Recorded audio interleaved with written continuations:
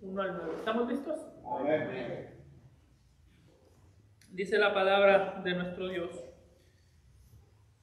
Pasando por Anfípolis y Apolonia, llegaron a Tesalónica, donde había una sinagoga de los judíos, y Pablo, como acostumbraba, fue a ellos y por 3 días de reposo discutió con ellos, declarando y exponiendo por medio de las Escrituras que era necesario que el Cristo padeciese y resucitase de los muertos, y que Jesús, a quien yo os anuncio, decía él, es el Cristo. Y algunos de ellos creyeron y se juntaron con Pablo y con Silas, y de los griegos piadosos gran número y mujeres nobles no pocas. Entonces los judíos que no creían, teniendo celos, tomaron consigo a algunos ociosos, hombres malos, y juntando una turba, alborotaron la ciudad y asaltando la casa de Jasón, procuraban sacarlo al pueblo. Pero no hallándolos, trajeron a Jasón y a algunos hermanos ante las autoridades de la ciudad, gritando: estos que trastornan el mundo entero también han venido acá, a los cuales Jasón ha recibido, y todos estos contravienen los decretos de César, diciendo que hay otro rey, Jesús. Y alborotaron al pueblo y a las autoridades de la ciudad, oyendo estas cosas, pero obtenida fianza de Jasón y de los demás, lo soltaron. Amado Padre, te damos gracias, Señor, por la obra que tú hiciste hace 2000 años, para que esta iglesia de Tesalónica fuese iniciada. Padre, te damos gracias porque en textos como estos no nos queda la menor duda la importancia que tiene la iglesia para ti, Señor. Gracias, Señor, porque podemos estar seguros que las iglesias antes de nacer en la tierra nacieron en tu corazón. Antes de ser plantadas o antes de ser planeadas por los hombres, fueron planeadas por ti, Señor. Y queremos pedirte el día de hoy que esta iglesia tuya, Señor, gracia eterna, tú nos ayudes a apreciarla de esa manera, como algo que surgió en tu mente, como algo que tú querías tener aquí el día de hoy, conformada por nosotros, Señor, hijos tuyos. Y te pedimos, Padre, que el día de hoy también tú nos ayudes a salir de aquí más conscientes de la importancia que tiene la iglesia. Y, Padre, podamos nosotros realmente apreciar el regalo de ser hijos tuyos. Te lo pedimos en Cristo Jesús. Amén. Pueden tomar asiento, mis hermanos. El día de hoy, como mencionaba, haremos algo un poco distinto a lo que hemos venido haciendo en estas últimas semanas. Si usted recuerda, una de las cosas que nosotros hemos hecho hasta este momento es tomar el libro de Jonás e ir describiendo o ir predicando cada capítulo o cada párrafo del libro de Jonás. Y aunque el día de hoy vamos a estar estudiando este pasaje que acabamos de leer, mientras lo estudiamos, a mí me gustaría que usted tenga en mente que lo que vamos a hacer el día de hoy es dar una introducción a la primera epístola a los tesalonicenses, o a Primera de Tesalonicenses, como conocemos ese libro. Que tengamos esto en mente, que vamos a dar una introducción para la semana que entra, a poder estudiar ya como tal el libro de Primera de Tesalonicenses. Y para entender la razón por la que vamos a hacer las cosas distintas el día de hoy, es porque si notamos el pasaje que acabamos de leer, nos da la historia de cómo esta iglesia a la que Pablo escribió la carta de Primera de Tesalonicenses fue formada. Si nosotros leyésemos Primera de Tesalonicenses capítulo 1, versículo 1, una de las cosas que veríamos en ese versículo es que Pablo inicia su carta presentándose a sí mismo como el autor de la carta, hablando con amor y hablando como a los tesalonicenses, describiéndolos como los destinatarios. Sin embargo, este pasaje que acabamos de leer nos cuenta la historia que hay detrás de Primera de Tesalonicenses capítulo 1, versículo 1. En un sentido, en 1 Tesalonicenses, Pablo dice, yo escribo la carta a los tesalonicenses, y podríamos preguntarnos, ¿pero qué relación tenía Pablo con los tesalonicenses? Este pasaje nos dice la relación que había entre ellos. Nos dice que escribe a una iglesia que estaba en la ciudad de Tesalónica, y podríamos preguntarnos, ¿pero cómo se forjó o cómo se formó la iglesia que estaba en Tesalónica? Esta carta o estos versículos que acabamos de leer nos responden esa pregunta. Pablo escribe a la iglesia de Tesalónica, y podríamos preguntar, ¿y para qué les escribe? ¿Por qué necesitaba esa iglesia una carta del apóstol Pablo? Y estos 9 versículos nos responden esa pregunta.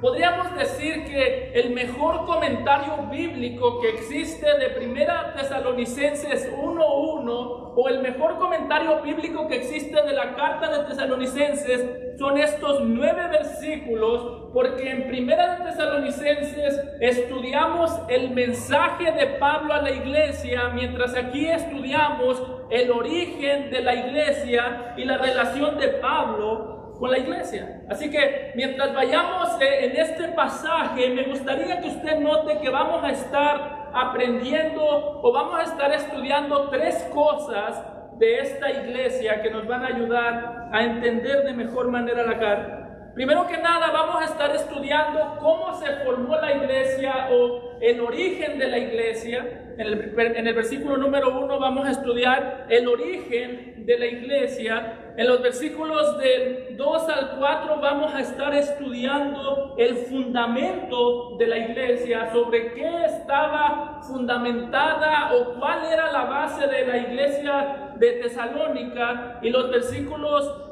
finales, desde el 5 al 9, vamos a estar estudiando los retos que tenía la iglesia. Esas son las 3 cosas. Vamos a estudiar el origen de la iglesia, cómo se formó esta iglesia, que es algo muy interesante, cuál era el fundamento, qué era lo que sostenía a esta iglesia, qué era lo que hacía que esta iglesia fuese una iglesia. No sé si alguna vez usted ha pensado en eso.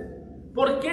¿Qué es lo que hace que nosotros seamos una iglesia? ¿Por qué no somos solamente un montón de personas que nos reunimos el domingo?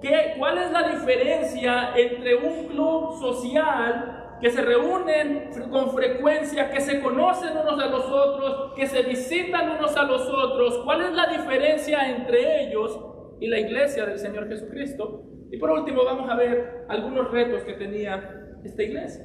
Y para eso, hermano, me gustaría que notemos cómo este pasaje, Lucas comienza describiéndonos la llegada de Pablo, o mejor dicho, la llegada de Jesús a través de Pablo a Tesalónica. Note cómo nos va describiendo la ruta de Pablo. Dice, pasando por Anfípolis y Apolonia, llegaron a Tesalónica, Pablo y Silas, un compañero que tenía de misiones, donde había una sinagoga de los judíos.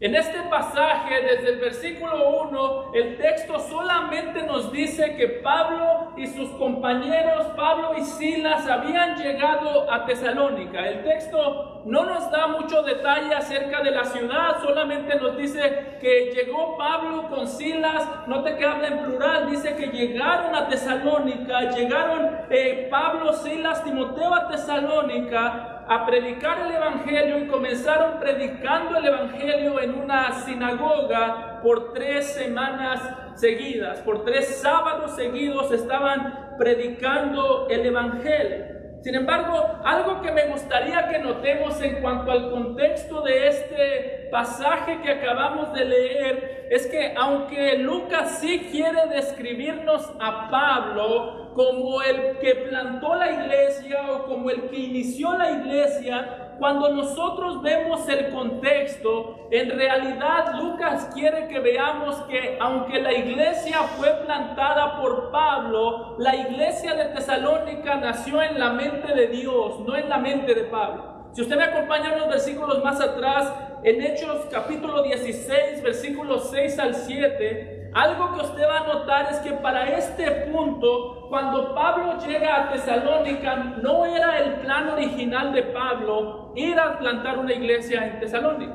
Pablo estaba iniciando o estaba en su segundo viaje misionero, estaba predicando el evangelio por el mundo, y algo que nos llama la atención es que nunca fue la idea de Pablo o nunca fue el interés de Pablo, por así decirlo, predicar el evangelio en Tesalónica o en Macedonia, sino que el texto nos dice que Pablo tenía la idea de predicar el evangelio en Asia y en un lugar llamado Misia. Note que el texto nos dice en Hechos 16, versículos 6 al 7, que atravesando Frigia y la provincia de Galacia, note qué interesante este pasaje. Pablo tenía el interés de predicar el evangelio en Asia. Pablo dijo: voy a ir a alcanzar a los asiáticos con el evangelio, les voy a predicar el evangelio según nos mandó Dios en la gran comisión. Pero dice, les fue prohibido por el Espíritu Santo hablar la palabra en Asia. Y cuando llegaron a Misia, intentaron ir a Bitinia, pero el Espíritu no se los permitió. El texto nos dice que para este punto Pablo tenía la idea de ir a predicar el evangelio a estos dos lugares. Tenía la idea o tenía el plan de predicar el evangelio en Asia, y uno esperaría que el texto diga: y Satanás no los dejó, pero dice: y el Espíritu Santo no los dejó que predicaran el evangelio en Asia. Entonces vamos a ir a Bitinia a predicar el evangelio, vamos a camino hacia Bitinia para predicar el evangelio, y dice: el Espíritu Santo no se los permitió. Qué interesante que Pablo tenía el interés de predicar el evangelio, y la persona que le estaba prohibiendo predicar el evangelio era Dios mismo. En un sentido, esto es totalmente contrario a lo que vimos en el libro de Jonás, porque en el libro de Jonás nosotros vimos que Dios le dice a Jonás: ve a Nínive, y Jonás dice: yo no voy a ir. Y Jonás no va, pero Dios utiliza a un profeta que no quería predicar para salvar a Nínive. Aquí vemos todo lo contrario. Vemos a un apóstol obediente que dice: yo sí quiero ir a predicar el evangelio a Asia, y el Señor le dice: a Asia no. Le dice: yo sí quiero ir a predicar entonces el evangelio a Bitinia, y el Señor le dice: tampoco. Todo lo contrario, vemos que el mismo Dios soberano que gobernó y que controló a Jonás para que fuese a predicar aun cuando él no quería, es el mismo que ahora gobierna sobre la vida de Pablo y lo lleva o le prohíbe predicar donde él sí quería. En un sentido, podemos ver aquí una comparación y podemos ver la realidad de lo que vimos en Jonás capítulo 2 versículo 9, cuando el Señor dice, o cuando Jonás dijo: la salvación es de Jehová. Podríamos preguntarnos en un momento: ¿por qué el Señor no permitió que se predicara el evangelio en Asia? ¿Por qué el Señor no permitió que se le predicara el evangelio a los asiáticos? ¿Por qué el Señor no le permitió a Pablo ir a Asia? ¿Será que los asiáticos no necesitan el evangelio? Sí, sí lo necesitan, pero la salvación es del Señor. ¿Por qué a Babilonia y no a Asia? Porque el Señor salva cuando Él quiere y donde Él quiere. En el caso de Jonás vemos que podemos decirle al Señor: no quiero que salves a nadie, y Él va a decir: yo voy a salvar a quien yo quiera. En el caso de Pablo vemos a una persona obediente que Dios dice: sí va a llegar el evangelio a Asia, pero cuando yo diga, cuando yo quiera, cuando yo lo lleve. Pablo, tú ahora ve a Macedonia, tú ahora quiero que se salven, quiero que se predique el evangelio en Macedonia y no en Asia.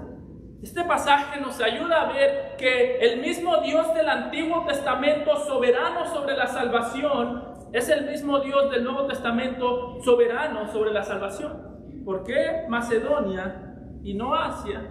Porque Dios es soberano. ¿Por qué Pablo hacia Tesalónica, hacia Filipo, hacia Tesalónica, hacia Berea, todas estas ciudades en las que predicó Pablo, y no en Asia? Porque el Señor salva a quien Él quiere. En un sentido, lo que Lucas nos quiere mostrar en este pasaje, cuando nos dice que Pablo llegó a Tesalónica, sí quiere que nosotros veamos la manera en la que Pablo plantó la iglesia, pero principalmente quiere que veamos las iglesias de Macedonia como iglesias que nacieron en la mente de Dios y no en la mente de Pablo. Y en un sentido, hermanos, así es como Pablo, así es como Lucas quiere que veamos todas las iglesias. ¿Por qué Lucas incluyó este relato dentro del libro de los Hechos? ¿Por qué nos dice que el Espíritu Santo lo mandó que fuese a Macedonia y no a Asia? Porque Lucas quiere no solamente que veamos estas iglesias como iglesias que nacieron en la mente de Dios, sino que quiere que veamos nuestra iglesia imperfecta, nuestra iglesia esté donde esté, como una iglesia que nació en la mente de Dios y no del hombre. Es decir, eso fue real acerca de la iglesia de Tesalónica. Nació en la mente de Dios. Fue Dios el que la plantó en ese lugar. Fue Dios el que desde antes de la fundación del mundo dijo: yo quiero una iglesia en Tesalónica, una iglesia con tantas personas, una iglesia en la que se predique mi palabra. Y lo mismo podríamos decir de esta iglesia. Lucas quiere que nosotros veamos nuestra iglesia, hermanos, y cualquier iglesia que predique el evangelio como una iglesia principalmente que nació en el corazón de Dios y como una iglesia que Dios decidió plantar, no el hombre. Por eso es que cuando nosotros vemos a Lucas nos dice: Pablo predicó, Pablo habló el evangelio, Pablo fue a este lugar y fue diligente. Sin embargo, no es Pablo el que edifica la iglesia, sino Cristo. Jesús mismo lo dijo en Mateo 16:18: y yo también te digo que tú eres Pedro. Y note cómo dice: y sobre esta roca yo, Jesús, edificaré mi iglesia, y las puertas del Hades no prevalecerán contra ella.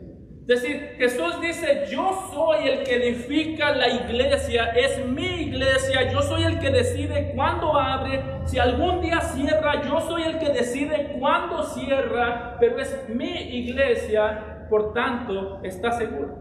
Y mi hermano, yo no sé si alguna vez tú has pensado en la iglesia del Señor Jesucristo de esa manera. Cuando nosotros vemos la iglesia, sería fácil ver la iglesia de Tesalónica como una iglesia que le pertenecía a Pablo, como una iglesia que Pablo plantó, por lo tanto, él tenía derecho sobre la iglesia porque él la plantó. Sin embargo, Lucas nos dice: véanla como una iglesia que fue plantada por Dios, que nació en la mente de Dios. Y lo mismo quiere que hagamos con esta iglesia. Cuando nosotros vemos nuestra iglesia, ¿de qué manera nosotros vemos la iglesia en la que nosotros nos congregamos? ¿La vemos como una iglesia que fue plantada por cierto pastor, que ahora pastorea otro pastor, que después va a pastorar otro pastor? ¿O la vemos como una iglesia que nació en la mente de Dios? Lamentablemente, hermanos, una de las razones por las que nosotros tomamos con muy poca seriedad la iglesia es porque pensamos que Dios toma la iglesia con muy poca seriedad. Pero piénsalo por un momento. Si Dios movió toda la agenda de Pablo, si Dios le dijo a Pablo: Pablo, no vayas a Asia, ve a Macedonia. Si Dios fue el que movió a Pablo hacia Macedonia, lo que quiere decir es que Dios ve cada detalle de la iglesia. Dios ve cada manera en la que funciona el alrededor de la iglesia, y Dios es el que decide que la iglesia esté en ese lugar. Así que la iglesia en la que tú te congregas no está aquí porque el pastor quiso plantarla aquí. La iglesia en la que tú te congregas no está aquí porque hubo algún plan humano solamente. La iglesia donde tú te congregas está ahí porque el Señor quería que ahí estuviese la presencia de su iglesia, y porque el Señor quería que la iglesia estuviese en este lugar, en este momento. Mi pregunta es: ¿ves la iglesia de esa manera? ¿Ves la iglesia de esa manera? Cuando tú vienes a la iglesia, ¿cómo vienes? Vienes a la iglesia pensando que vas a ir a la iglesia donde predica el pastor, donde hay gente que se reúne. Vienes a la iglesia pensando que es una invención humana, o vienes a la iglesia pensando que nació en la mente de Dios. ¿Con qué seriedad tomaríamos nosotros la iglesia si supiéramos que no es del hombre, que no es el hombre el que la inicia, sino Dios? ¿Con qué seriedad tomaríamos, con cuánta preparación en nuestro corazón vendríamos si supiéramos que es Dios el que planta la iglesia, es Dios el que la sustenta y es Dios el que la edifica? Lamentablemente, el día de hoy se asiste a la iglesia muy similar a como se asiste a un club. Soy miembro de la iglesia, pero casi que no hay mucha diferencia entre ser miembro de la iglesia y ser miembro del Costco. ¿Por qué? Porque los dos, soy un consumidor cuando yo quiero, como yo quiero y si yo quiero. Piénsalo de esta manera. Piénsalo, ¿cómo tú vendrías a la iglesia si en vez de estar yo predicando aquí, se dijera que el que va a predicar, pusiéramos en el Facebook, vengan a la iglesia preparados porque va a venir el Señor Jesucristo en carne y hueso y Él va a predicar? ¿Cómo vendrías a la iglesia si en vez de ser recibido en la puerta por los hermanos de la bienvenida, hubieses sido recibido en la puerta por el Señor Jesucristo en carne y hueso? Si se te dijera, el domingo Jesús va a dar la bienvenida, Jesús va a dar los anuncios, Jesús va a cantar en la alabanza, ¿cómo vendrías tú a la iglesia? Oh, pastor, muy emocionado porque estaría en la presencia de Jesús. Bueno, el hecho que Él no esté aquí en carne y hueso no quiere decir que no está aquí. El hecho que Jesús no esté en carne y hueso aquí no quiere decir que no esté en este momento, en este lugar. Y más importante, no quiere decir que no se dé cuenta cómo tratamos su iglesia.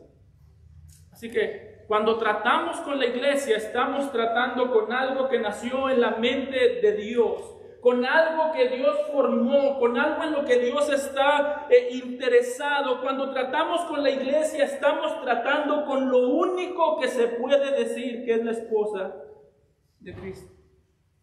Y como tú la tratas, dice mucho de cómo tratas a Cristo.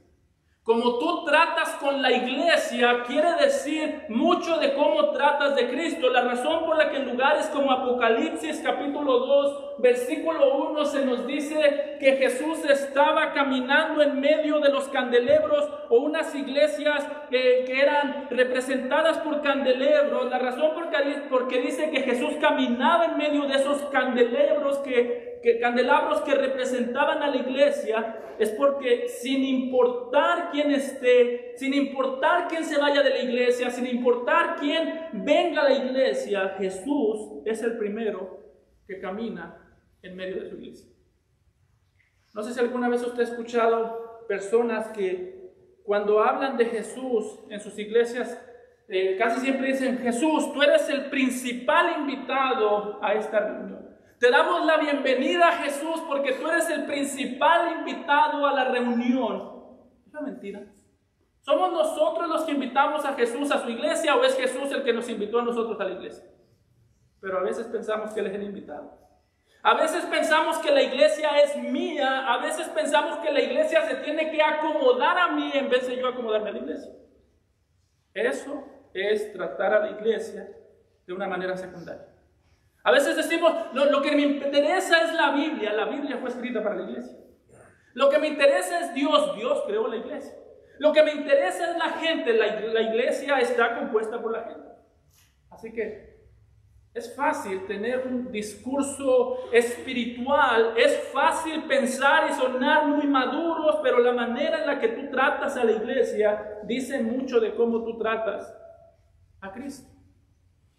Y esto es para todos nosotros, hermanos. ¿Cómo vienes a la iglesia? ¿Vienes preparado para escuchar, para conocer al Señor, para conocer a tus hermanos, para amar a la iglesia, o vienes como un consumidor más? Porque la manera en la que respondemos esa pregunta dice mucho de cómo vemos a Cristo. A veces somos muy espirituales y decimos: ¿cómo me gustaría tener a Jesús en carne y hueso para decirle cuánto lo amo? ¿Cómo me gustaría abrazar a Jesús para decirle lo importante que es para mí? ¿Cómo me gustaría tantas cosas de Jesús? Y no lo tenemos a Él, pero tenemos a la iglesia. ¿Y qué dijo Jesús? Todo el que sirve a uno de estos mis pequeños, me ha servido a mí. Así que mi pregunta es: ¿cómo estás viendo tú la iglesia? No estoy preguntando si vienes a la iglesia. Estoy preguntando cómo vienes a la iglesia. No estoy preguntando si te gusta la iglesia o algunos aspectos o algunas cosas de la iglesia. Te estoy preguntando si amas a la iglesia por la que Cristo murió. Porque si no, realmente tu presencia aquí puede no significar mucho para tu vida espiritual. No estoy preguntando tampoco solamente si hay ciertas cosas que te gustan de la iglesia. Es que, pastor, a mí me gusta la música y por eso yo voy por la música, es lo que me interesa. Estoy preguntando si amas a la esposa de Cristo. A veces nosotros vemos a la iglesia, hermanos, como algo secundario y decimos que vemos a Dios como algo primario. Pero nota el interés que Dios pone sobre su iglesia. Así que no pienses tú que puedes ser un cristiano maduro mientras tú veas la iglesia como segundo plano. Una característica de todos los cristianos maduros, ven la iglesia como algo indispensable para sus vidas. Pastor, ¿quiere decir que adoramos a la iglesia? Quiere decir que adoramos a Cristo. Y si Cristo sangró por la iglesia, nosotros sudamos por la iglesia. Así, hermano, hasta esta pregunta. La manera en la que tú tratas a la iglesia refleja el corazón de una persona que ama a Cristo. Refleja el amor que decimos tener por el Señor Jesucristo. Refleja que invertimos nuestras vidas en algo que Jesús ama y por lo que Jesús derramó su vida. Es muy triste, hermanos, muchas veces la manera en la que nosotros vemos al cuerpo de Cristo. Es muy triste la manera en la que hay que rogarle a cristianos para que amen a la iglesia y para que le den interés a la iglesia. Es triste. Es como si usted me dijese, yo amo a mi familia, pero no les voy a dar de comer. Pero sé diligente, darles de comer. No, porque yo los amo, el amor les alcanza. Pero yo tengo muy buenas intenciones por ellos. Es más, yo hasta oro por ellos, pero darles de comer. No, porque voy a orar por ellos. Hermano, a veces así tratamos la iglesia. Tratamos la iglesia como si fuese una opción para el cristianismo, en vez de que fuese algo esencial en el cristianismo. Y aquí Lucas nos muestra qué interés tiene Dios por su iglesia, hasta el punto que dice: Dios cambió los planes de Pablo, Dios cambió los planes de Silas, Dios los trajo no a donde ellos querían ir, sino a donde Dios quería salvar. Y mi hermano, el día de hoy estás parado en un lugar que Dios quiso, que nació en la mente de Dios, en un lugar donde Dios quiso dar a conocer su nombre. Pues mi pregunta es, ¿cómo lo vas a tratar? Note que Lucas nos muestra, este fue el plan de Dios. La iglesia de Tesalónica nació en la mente de Dios. ¿Y cómo sabemos entonces que nuestra iglesia nació en la mente de Dios? Porque si somos honestos, hasta aquí todas las religiones podrían decir amén. Los mormones podrían decir amén, nosotros nacimos en la mente de Dios. La iglesia católica podría decir amén, nosotros nacimos en la mente de Dios. Los testigos de Jehová podrían decir, nosotros somos la iglesia de Cristo y nosotros fuimos un plan de Dios, nosotros fuimos planeados por Dios para que existiéramos. Pero ¿cómo sabemos que realmente una iglesia nace en la mente de Dios? Note versículos 2 y 3. Y Pablo, como acostumbraba, fue a ellos y por 3 días de reposo discutió con ellos. Y note, ¿qué discutía Pablo? Declarando y exponiendo por medio de las Escrituras que era necesario que el Cristo padeciese y resucitase de los muertos, y que Jesús, a quien yo os anuncio, decía él, es el Cristo. ¿Cómo sabemos que la iglesia de Tesalónica nació en la mente de Dios, que fue Dios el que plantó esa iglesia? ¿Por qué sabemos que era la iglesia de Tesalónica aún más importante que el lugar donde se reunían los judíos, que la sinagoga de los judíos? ¿Cómo sabemos que Dios prefería la iglesia plantada por Pablo que aquella sinagoga? Porque en una se predicaba lo que enseñaba el maestro, en la otra se predicaba lo que enseñó Pablo a través de las Escrituras. Note cómo Lucas es bastante enfático. Nos dice que por 3 días de reposo les declaraba, exponiendo, dice, por medio de las Escrituras, que era necesario que el Cristo padeciese.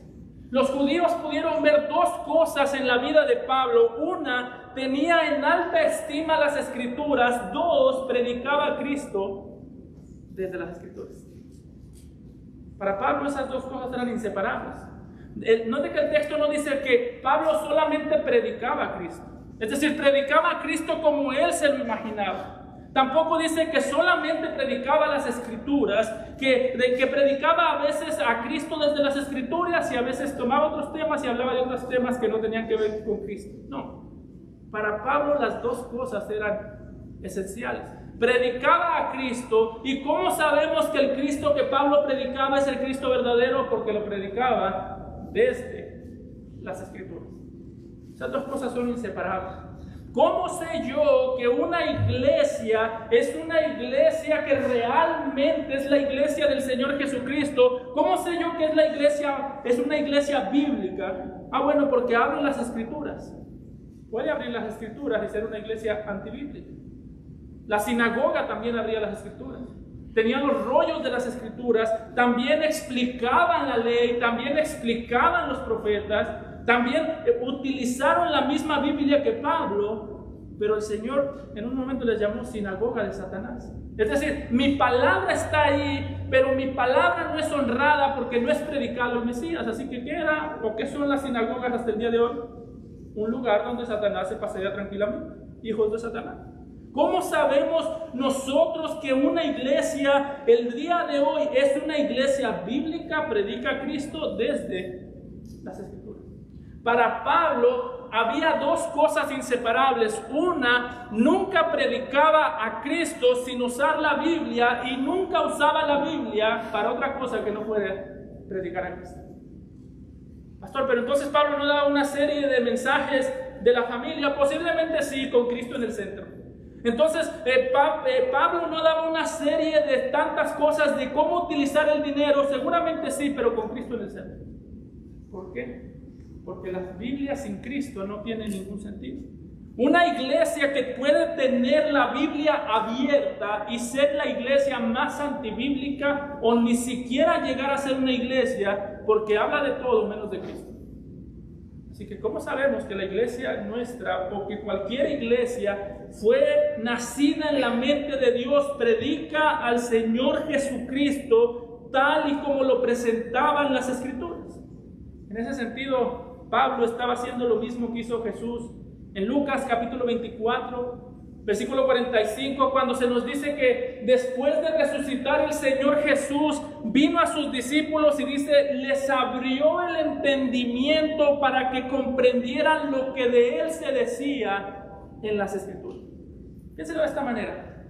El mismo Jesús, cuando resucitó de entre los muertos y se dio a conocer a sus discípulos, ¿por qué no les dijo, oigan, yo les dije que iba a resucitar?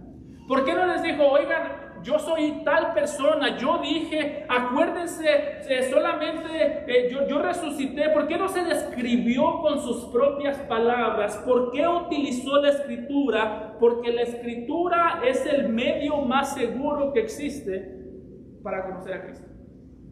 Así que si Jesús se dio a conocer utilizando solamente las Escrituras en aquel momento, si Jesús dijo, para que a mí me conozcan, necesito abrirles la mente y que entiendan la Escritura, que entiendan lo que la Biblia dice de mí. Si Jesús dice, la única manera en la que se puedo ser conocido por ustedes es a través de la Biblia, ¿cuánto más nosotros el día de hoy? Jesús no llegó a ningún lado diciendo, hola, soy Jesús, vine a salvarlos de sus pecados. Busque ese pasaje en la Escritura, no existe. Hola, soy Jesús, estoy aquí para morir por tus pecados. No existe. Dice, yo vine según lo prometido por el Padre. Como está escrito, dice Jesús, así yo cumplo. Siempre Jesús citaba la Escritura. ¿Por qué? Porque la Escritura y Jesús son inseparables. Así que no basta con que una iglesia diga, somos bíblicos porque aquí abrimos la Biblia. Aquí se predica la familia desde la Biblia. Sí, los mormones también, los testigos de Jehová también. Si usted le pregunta a un testigo de Jehová cómo es la familia, hombre y mujer, ¿por qué? Porque en Génesis dice, y ya. Entonces, ¿qué nos separa? ¿Qué separa a la iglesia de Cristo? ¿Qué es lo que hace diferente a la iglesia de Cristo? Este fundamento. Se predica a Cristo no desde la mente del pastor, sino desde la mente de Dios a través de la Escritura. Por eso, hermano, Una de las cosas que como iglesia nosotros debemos asegurarnos es siempre venir listos para escuchar lo que el pastor dice a través de la Escritura, porque no es un problema pequeño confiar en que el pastor me va a decir la verdad cuando posiblemente solamente me dice lo que él se imagina. A veces uno como pastor siente que uno podría decirle a la gente, yo creo que Jesús es esto, y la gente diría, ok, yo también. ¿Por qué? Porque hay demasiada confianza en lo que el pastor cree que podría ser, que no nos ponemos a pensar si lo que el pastor cree es lo mismo que dice la palabra de Dios. Por eso es que las falsas iglesias tienen tanto seguidor. Porque nos gusta que nos digan, yo creo que esto podría ser, pero esta es mi opinión nada más. No, en la iglesia no se dan opiniones desde el púlpito. ¿Qué importa lo que yo opine? ¿Qué importa lo que usted opine? La iglesia fue formada por Dios, como hemos visto.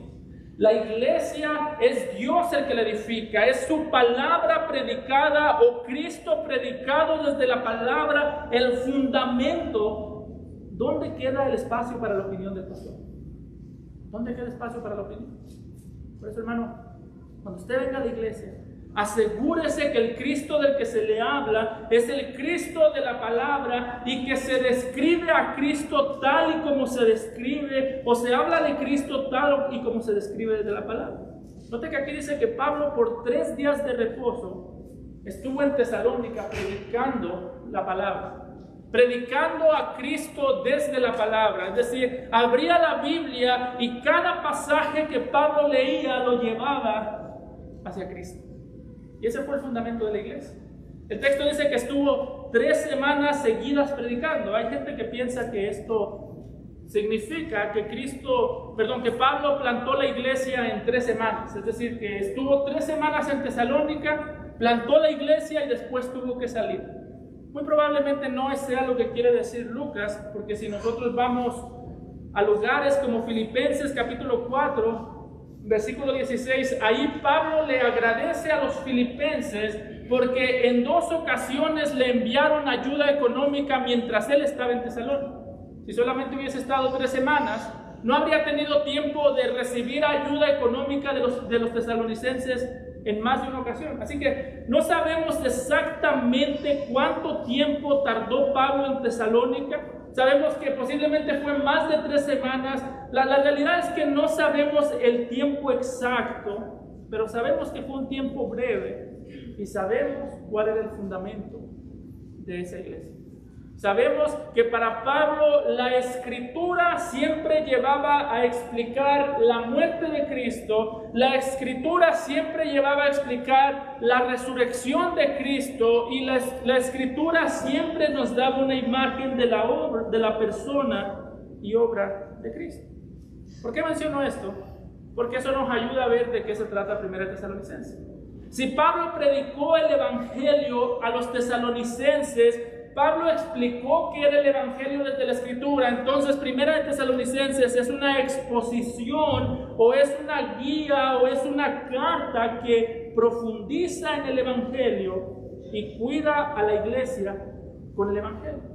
A veces cuando pensamos en 1 Tesalonicenses, pensamos que es una carta que se trata principalmente de la segunda venida de Cristo. Y sí, pero déjame decirte algo. Cada vez que tú vengas a la iglesia a escuchar la exposición de esta carta, no quiero que vengas pensando, ¿qué nos va a enseñar ahora de la segunda venida solamente? No quiero que vengas pensando, ¿qué va a hablar el pastor ahora acerca del fin de los tiempos? ¿Quién es el anticristo, pastor? De eso no se trata la carta.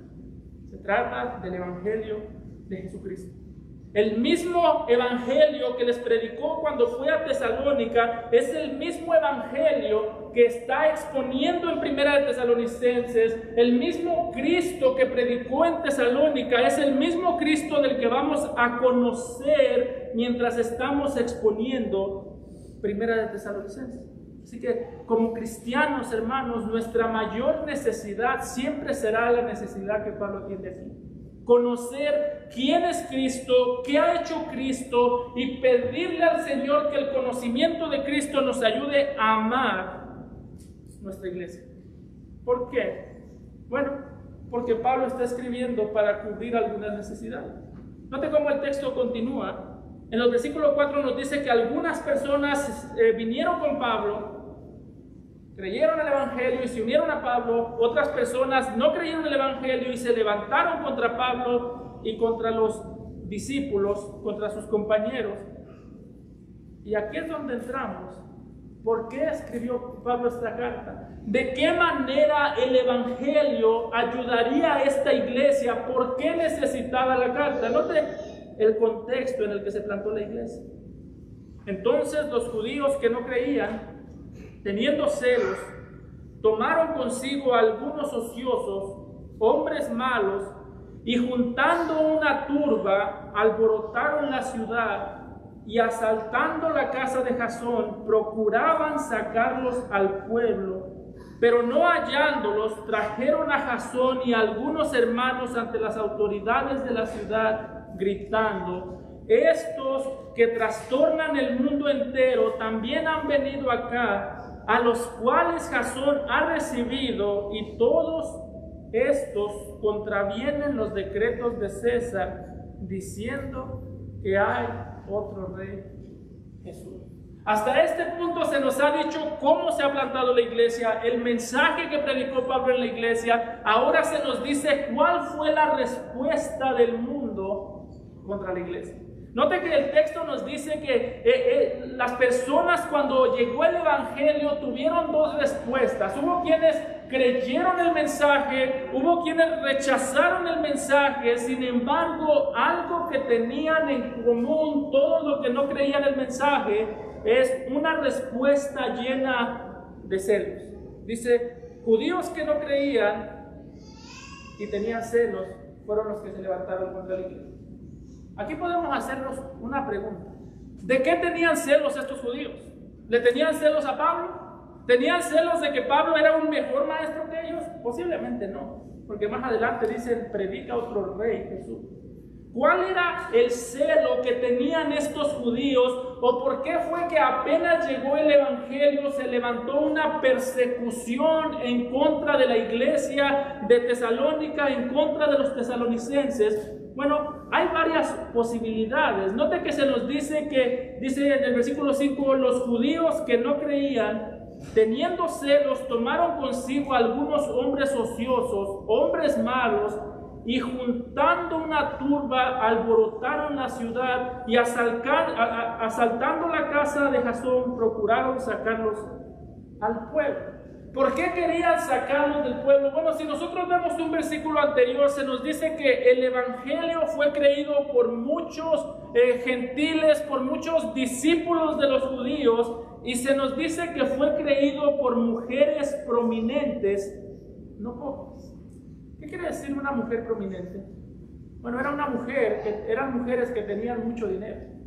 Los judíos vieron el Evangelio como una amenaza. ¿Por qué? Porque llegó y les quitó sus discípulos. Llegó y les quitó estas mujeres prominentes, y cuando el Evangelio llegó dijeron: este rey Jesús se nos está llevando el dinero y a la gente. Nos está quitando popularidad y dinero. Una pregunta: ¿qué son las dos cosas que más ama un falso maestro? Popularidad y dinero.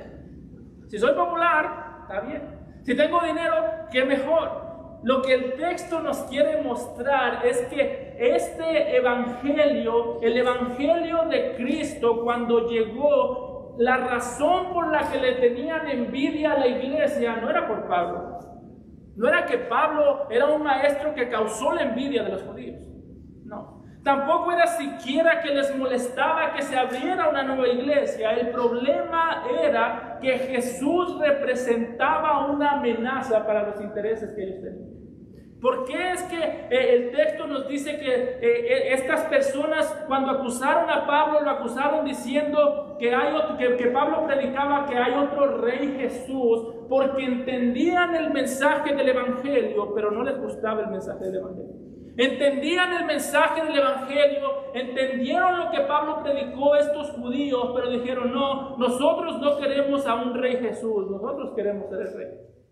Nosotros no queremos que la gente adore a Jesús. Nosotros queremos que la gente nos adore a nosotros. Nosotros no queremos que la gente se sirva a Jesús. Queremos que la gente nos sirva a nosotros. Es decir, el problema de ellos es que comenzaron a ver a Jesús principalmente como una amenaza.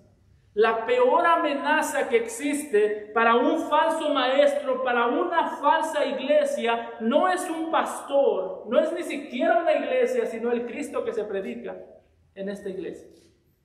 Piénselo de esta manera: antes de que llegase el evangelio a Tesalónica, esa sinagoga estaba tranquila. La gente hacía lo que el rabino decía. El rabino decía salta y todos saltaban. El rabino decía un chiste y todos se reían. El rabino decía necesitamos dinero, y las mujeres piadosas o las mujeres prominentes traían el dinero. ¿Y qué hizo el evangelio? Quitó la lealtad de esas personas al rabino, a la sinagoga, y lo trajo a Cristo. El evangelio trajo una división entre los hombres, una división entre aquellos que conocen a Cristo y aquellos que rechazan a Cristo. Pasó lo que dijo Jesús en Mateo capítulo 10, versículo 34, cuando dijo: no penséis que he venido para traer paz a la tierra. No he venido para traer paz, sino espada. ¿Por qué? Porque la mayor causa de división del mundo siempre será el Señor Jesucristo. Hay gente que dice que la voluntad de Dios o lo que Dios quiere es que la humanidad esté unida, que toda la humanidad se una y toda la humanidad piense de la misma manera, y de esa manera podemos hacer una mejor sociedad. Eso es mentira. Piensa en Babel. ¿Quién fue el que dividió la sociedad? Todos estaban unidos construyendo una torre. Todos dijeron vamos a construir una torre que llegue hasta el cielo. ¿Y quién fue el que dividió Babel? ¿Quién fue el que dividió esa sociedad? Dios. Piensa en Cristo. Todo el mundo estaba de acuerdo en que Cristo no era, cuando llegó Jesús, que Cristo no era el Mesías. ¿Y qué fue lo que hizo Jesús? Trajo división. Así que predicar el evangelio, hermanos, siempre traerá división. Siempre traerá división, porque Jesús dice, aún habrá división dentro de los de su propia familia. El evangelio siempre traerá dos respuestas, ya sea una respuesta de creer en Jesús y tenemos paz para con Dios, o ya sea una respuesta de rechazar a Jesús y tenemos paz para con los hombres. ¿Sabes cuál era el problema de esta iglesia? ¿Sabes cuál era la razón principal por la que esta iglesia estaba sufriendo? No era Pablo, era Jesús. Y eso es necesario entenderlo, porque a veces nosotros nos imaginamos que seguir a Jesús es un camino tranquilo. Decimos, seguir a Jesús es lo que nos va a garantizar paz, sí, paz para con Dios, pero no paz en este mundo. Seguir a Jesús es básicamente vivir en guerra en contra del mundo, es básicamente vivir en contra del lugar en el que nos encontramos, es básicamente ir en contra de una corriente. ¿Y por qué enfatizo tanto que fue Jesús el que provocó que hubiese persecución contra Pablo en esta ocasión? Bueno, porque el problema de los incrédulos era Jesús, no Pablo. Note que el texto nos dice que hubo una revuelta, hubo problemas, arrestaron a un hombre llamado Jasón, y en el versículo 9 nos dice que la situación se solucionó. Es decir, los judíos se calmaron, Pablo se fue para Berea, después se fue para Atenas, después se fue para Corintio, y uno esperaría que dijese, bueno, ya Pablo se fue, se acabó el problema. Ya se fue Pablo de Tesalónica, ya no hay más problema, ya están los tesalonicenses, los van a dejar tranquilos estos judíos porque Pablo ya no está. Sin embargo, recuerde, el problema de los judíos era Jesús, no Pablo. Y es precisamente por eso que Pablo escribe Primera de Tesalonicenses. Pablo estuvo muy poco tiempo en Tesalónica. Pablo estuvo demasiado poco tiempo, dejó a una iglesia recién formada, una iglesia nueva, una iglesia que no tenía mucha experiencia, y la dejó llena de persecuciones. Pongámonos un segundo en los zapatos de Pablo. Pensemos que esta iglesia fuese nueva, se formó hace un mes, 2 meses, y el día de hoy ya hay mormones, por traducirlo a nuestro contexto, persiguiendo a la iglesia. Ya la iglesia lleva 2 meses y ya está enfrentando persecución, ya están metiendo a algunos a la cárcel, están metiendo creyentes de meses a la cárcel. ¿Se imagina cómo se preocupó Pablo? La preocupación principal de Pablo cuando escribió Primera de Tesalonicenses era saber cómo estaba su iglesia que había plantado, cómo estaban estos cristianos. Tenía temor de si la persecución los hubiese hecho dar la espalda al evangelio que ellos decían haber creído. Por eso, si nota en Primera de Tesalonicenses 3:5, Pablo escribe y reconoce la preocupación que él tenía por la iglesia. Dice, por lo cual también yo, no pudiendo soportar más, no pudiendo soportar más sin saber de ustedes, envié para informarme de vuestra fe. No sea que se os hubiese tentado el tentador, y que nuestro trabajo resultase en vano. Dice Pablo, cuando yo salí de Tesalónica salí corriendo. Yo no sabía cómo se encontraban ustedes. Yo no sabía si lo que hicimos, lo que predicamos fue en vano. No sabía si iban a aguantar a las presiones, a los golpes, a los encarcelamientos, a los posibles asesinatos, dice Pablo. Y por eso mandé a buscar por ustedes. Así que Pablo escribe Primera de Tesalonicenses a una iglesia que estaba sufriendo. A una iglesia que estaba sufriendo por causa de la fe que habían recibido. De hecho, en Primera de Tesalonicenses 2:14 nos dice que sufrían por causa de los judíos, como vemos en Hechos, y nos dice que sufrían por los de su misma nación. Los tesalonicenses, hermanos, eran una iglesia sufrida por todo el que los veía. Los judíos los odiaban porque predicaban o porque creyeron en un Mesías que según ellos no podía ser el Mesías. Los judíos odiaban a Cristo y decían, por eso te odiamos a ti también, por creer en ese Cristo. Por otro lado, los de Tesalónica lo odiaban porque la iglesia de Tesalónica decía que Jesús es el Cristo, que Jesús es el Señor y no el César. Así que es una iglesia que recibía ataques de todos lados. Cuando hablaban con un judío les decía, ¿tú crees que Jesús es Cristo? Sí, te odiamos por eso. Cuando hablaban con un ciudadano romano que no era judío les decía, ¿tú crees que Jesús es el Señor y no César? Sí, también te damos por eso. Esta iglesia, hermanos, estaba experimentando persecución. No me alcanzo a imaginar yo cómo sería que los primeros domingos, en vez de ir a la iglesia tranquilo porque ya soy un creyente, iban a la iglesia diciendo, ¿y si esta es la última vez que vengo a la iglesia? ¿Y si me matan? ¿Y si esta es la última vez que yo puedo escuchar en este mundo la palabra de Dios predicada? Esa era la iglesia de Tesalónica. Era una iglesia que se encontraba llena de sufrimiento. Y por eso Pablo, hay 2 cosas que me gustaría que notemos que Pablo hace para consolar a esta iglesia, para solucionar o animar a esta iglesia en medio del sufrimiento. Por un lado, mientras vamos leyendo la primera epístola de Tesalonicenses, algo que vamos a ver es que Pablo por lo menos en 25 ocasiones se refiere a Jesús como el Señor. ¿Por qué? Porque les está diciendo, ustedes van a ser tentados a renunciar a Jesús como el Señor, van a ser tentados a llamar a César, el gobernador romano, como si él fuese el Señor. Y les está diciendo, recuerden, Jesús y no César es el Señor.